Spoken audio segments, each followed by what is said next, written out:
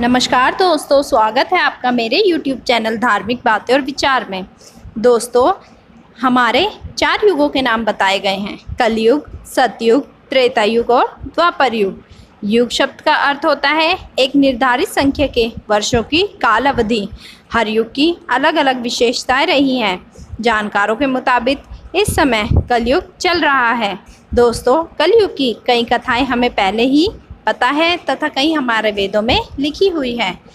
हिंदू धर्म में कलयुग को लेकर तथा उसकी विशेषताओं को लेकर हर ऋषि, मुनि या भगवान ने अलग अलग कहा है। तो दोस्तों, इसी श्रृंखला को आगे बढ़ाते हुए आज मैं आपको महर्षि वेदव्यास के अनुसार कलयुग की विशेषताएं बताऊंगी। अर्थात महर्षि वेदव्यास के अनुसार कलयुग में क्या होगा तथा लोग एक दूसरे के साथ कैसा व्यवहार करेंगे तथा कलयुग में महिलाएं, पुरुष व स्त्री किस प्रकार के तथा किस स्वभाव के होंगे। दोस्तों, व्यास जी ने बताया है कि कलयुग में धन के लिए गले काटे जाएंगे, पाखंडी बाबाओं का बोलबाला होगा और मनुष्य की आयु भी घट जाएगी। श्रीमद् भागवत में किए गए इस व्याख्यान में व्यास जी ने जो बातें कलयुग के लिए कही हैं वे आज के समय में प्रासंगिक लगती हैं। महर्षि वेदव्यास जी के अनुसार कलयुग में मनुष्यों में वर्ण और आश्रम संबंधी कोई भी प्रवृत्ति नहीं होगी। वेदों से किसी का कोई भी संबंध नहीं रहेगा। धर्म के नाम पर पंडित अनाप शनाप यज्ञ करवाएंगे। कलयुग में विवाह को धर्म नहीं माना जाएगा। सब लोग बिना स्नान करे ही भोजन करेंगे। देव पूजा, अतिथि सत्कार, श्राद्ध और तर्पण की क्रिया कोई भी नहीं करेगा। शिष्य गुरु के अधीन नहीं रहेगा। पुत्र भी अपने धर्म का पालन नहीं करेगा। कोई किसी भी कुल में पैदा क्यों ना हुआ हो, जो बलवान होगा वही कलयुग में सबका स्वामी होगा। जो अधिक देगा उसे ही मनुष्य अपना स्वामी मानेगा। दोस्तों, और ये बातें सच भी हो रही हैं, क्योंकि आज हम अपने समाज में ऐसे बहुत से उदाहरण देखते हैं। दोस्तों, अब मैं आपको बताऊंगी कि कलयुग में पुत्र कैसे होंगे। महर्षि वेदव्यास जी कहते हैं कि कलयुग में पुत्र पिता को तथा बहुएं सास को काम करने के लिए भेजेगी। कलयुग में समय के साथ साथ मनुष्य वर्तमान पर विश्वास करने वाले शास्त्र ज्ञान से रहित दंभी और अज्ञानी हो जाएंगे। जब जगत के लोग सर्वभक्षी हो जाएंगे, स्वयं ही आत्मरक्षा करने के लिए विवश हो जाएंगे तथा राजा उनकी रक्षा करने में असमर्थ हो जाएंगे, तब मनुष्यों में क्रोध, लोभ की ओर भी अधिकता हो जाएगी। वेदव्यास जी कहते हैं कि कलयुग में लोग कन्या बेचकर निर्वाह करेंगे। कलयुग की स्त्रियां लोभी, नाटी, अधिक खाने वाली और मंदभाग्य वाली होंगी।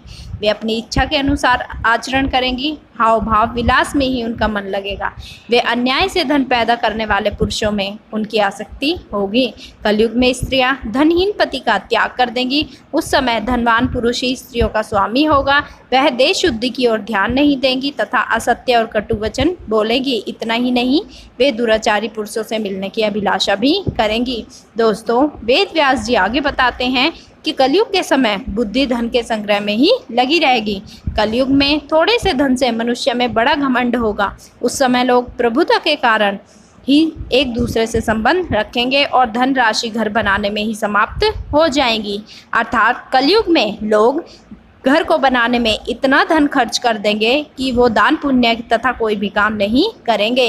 सब लोग हमेशा किसी न किसी कलेशों से घिरे रहेंगे। मनुष्य अपने को ही पंडित समझेंगे और बिना प्रमाण के ही सब कार्य करेंगे। लोग ऋण चुकाए बिना ही पैसा हड़प लेंगे तथा जिसका शास्त्र में कहीं विधान नहीं है, ऐसे यज्ञों का अनुष्ठान करेंगे।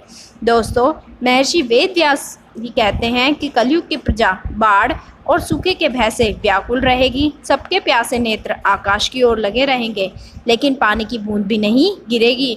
वर्षा न होने से मनुष्य तपस्वी लोगों की तरह कंदमूल, फल खाकर व पत्ते खाकर जीवित रहेगा। कलयुग में अकाल पड़ता रहेगा। घोर कलयुग आने पर मनुष्य 20 वर्ष तक भी जीवित नहीं रहेंगे। उस समय 5, 6 अथवा 7 वर्ष की स्त्री और 8, 9 या 10 वर्ष के पुरुषों से ही संतान उत्पन्न होने लगेगी। उस समय लोग मंदबुद्धि, व्यर्थ के चिन्ह धारण करने वाली बुरी सोच के होंगे। कलयुग आने पर राजा प्रजा की रक्षा न करके बल्कि कर के बहाने प्रजा के ही धन का अपहरण करेंगे। अधर्म मनुष्य संस्कारहीन होते हुए भी पाखंड का सहारा लेकर लोगों को ठगने का काम करने लगेंगे। उस समय पाखंड की अधिकता और अधर्म की वृद्धि होने से लोगों की आयु कम होती चली जाएगी। हत्यारों की भी हत्या होने लगेगी और चोर अपनी ही जैसे चोरों की संपत्ति चुराने लगेंगे। कलयुग के अंत के समय में बड़े भयंकर युद्ध होंगे, भारी वर्षा, प्रचंड आंधी और जोरों की गर्मी पड़ेगी। लोग खेती काट लेंगे, कपड़े चुरा लेंगे, पानी पीने का सामान और पेटियां भी चुरा ले जाएंगे। दोस्तों, इसके बाद फिर धीरे धीरे कलयुग का अंत होना शुरू हो जाएगा। उसमें वेद व्यास के अनुसार कलयुग जब चरम पर पहुंचेगा तो पाप धीरे धीरे कम होने लगेगा, क्योंकि लोग अपने कर्मों से इतना परेशान हो जाएंगे कि वे धीरे धीरे साधु पुरुषों की सेवा, दान, सत्य एवं प्राणियों की रक्षा में पुनः तत्पर होने लगेंगे। तब भगवान विष्णु के अवतार कल्कि का जन्म होगा और कल्कि भगवान मात्र 2 दिनों में ही कलयुग का अंत कर देंगे। दोस्तों, इसके बाद एक नए धर्म की, एक नए चरण की स्थापना होगी। उस धर्म से लोगों को कल्याण की प्राप्ति होगी। इसके बाद सबको धर्म ही धर्म श्रेष्ठ दिखाई देगा।